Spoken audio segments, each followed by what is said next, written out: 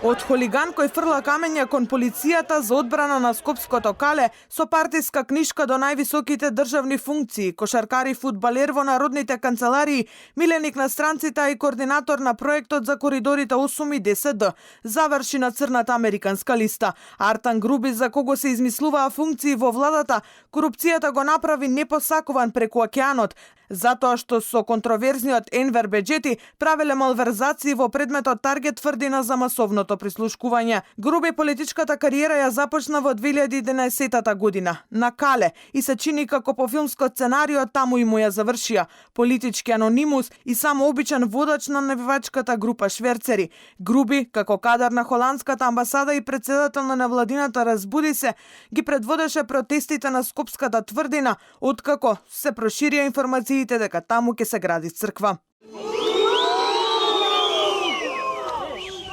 Фрлањето камења кон полицијата го лансираше Груби во политичкото звездено небо, а тогаш лидерот на Дуј Али Ахмети во него виде заменик на Ермира Мехмети, до тогашната негова десна рака, несудениот градоначалник на град Скопје во 2013-та. Една година подоцна станува пратеник и трпеливо чека до 2020-та. Тогаш во коалицијата Заев Ахмети Груби станува прв вице-премиер, утеха за неисполнетите ветувања на интегративците за премиер албанец. Гостивори гангста сонте! И семо беше како песна на Груби се додека не стана трн во око на огнените момчиња. Ахмети нема да се откаже од миленикот Артан и затоа за прв пат ќе добија вистински противници. Интересно ми е како го прифаќате, значи тоа беше нарекување од страна на господинот Ахмети со одредена иронија која се однесува на еден стар филм, албански филм. Интересно му беше на Груби кога го поврзуваа и со државната лотарија и со сомнежите за криминал и корупција во приредувањето игри на среќа. Ама тоа не го спречи да игра фудбал и кошарка во канцелариите направени од народни пари.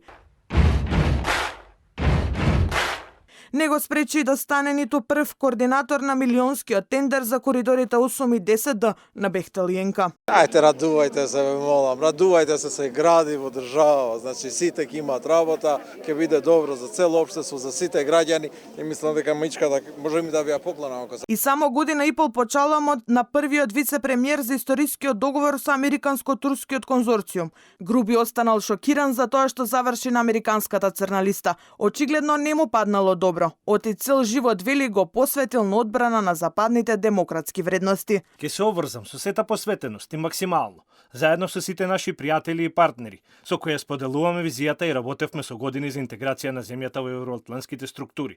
Целосно да го разјасниме ова прашање. Заедно со него непосакувани во Америка се и неговото семејство, а и судијата Енвер Беџети, кој се поврзува со партијата од Мала Речица. За американците и тој и Груби се виновни затоа што дозволиле да застари предметот за масовното прислушкување.